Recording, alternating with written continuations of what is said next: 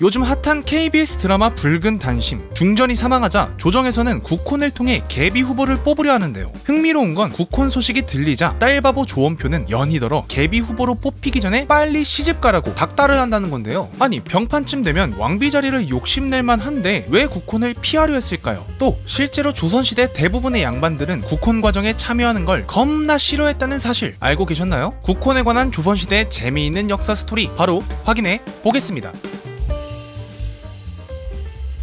국혼은 일종의 공개 구혼입니다. 왕이 전국적으로 구혼을 했는데 후보수가 형편없이 적으면 개쪽도 그런 개쪽이었겠죠. 그래서 왕실은 일단 금혼령부터 때리고 시작하는 거예요. 양반 자제들 결혼 못하게 해서 최대한 많은 처녀들을 모으려고 하는 거죠. 금혼령을 내리면 전국의 지방 관리들은 자격을 갖춘 처녀들이면 죄에다 수소문해서 단자의 명단을 적고 서울로 보내요. 이 명단을 처녀단자라고 합니다. 이 처녀단자가 모두 도착하면 조정에서 적합한 후보들을 또 가려내고요. 그 후보들을 대상으로 이제 간택, 즉 왕실 어른들과의 맞선을 보게 되는 거예요. 그런데 조선의 수많은 양반댁 처녀들 중에 중전이나 세자빈이 될 수 있는 사람은 단 한 명이잖아요. 그렇기 때문에 가능성이 없는 집안에서는 이 금혼령과 처녀단자 제출이 겁나 짜증날 수밖에 없었습니다. 예를 들어 혼인을 앞두고 있는 집안에 금혼령이 내리면 어떻게 될까요? 그거 하나 때문에 웨딩 플랜이 다 망가져버리게 되는 거예요. 또 집안 형편이 그리 좋지 않은데 자기 딸이 간택 후보에 뽑혀버린 양반집도 문제죠. 의상 구매비부터 시작해서 가마 구매비, 가마꾼 구매비 등 온갖 부담을 감당해야 한다는 거예요. 실제로 한중록을 보면 해경궁 홍씨가 간택 후보에 들었는데 집안이 너무 가난해서 옷을 마련하는데 엄청 고생했다는 기록도 있죠.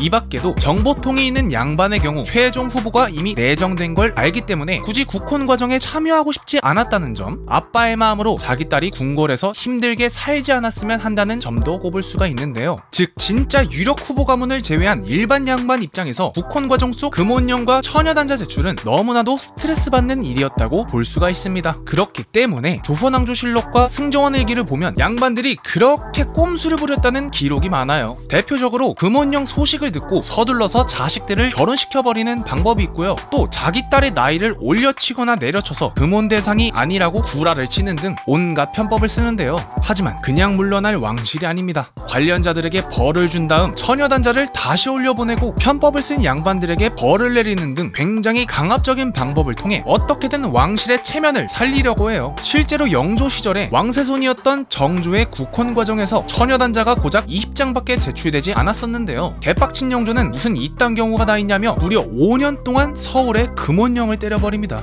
왕실에서 국혼에 얼마나 채통을 따졌는지 단적으로 확인할 수가 있는 대목이네요. 결국 붉은 단심에서 병판 조원표가 딸 연희를 국혼에 참여시키고 싶어하지 않았던 건 자기 딸이 고생하지 않았으면 하는 조선시대 양반 아빠들의 마음이 담겨 있었다고 볼 수가 있겠습니다. 번역이 안 된 자료는 직접 번역하며 대본을 쓰는 고전 번역가 역번.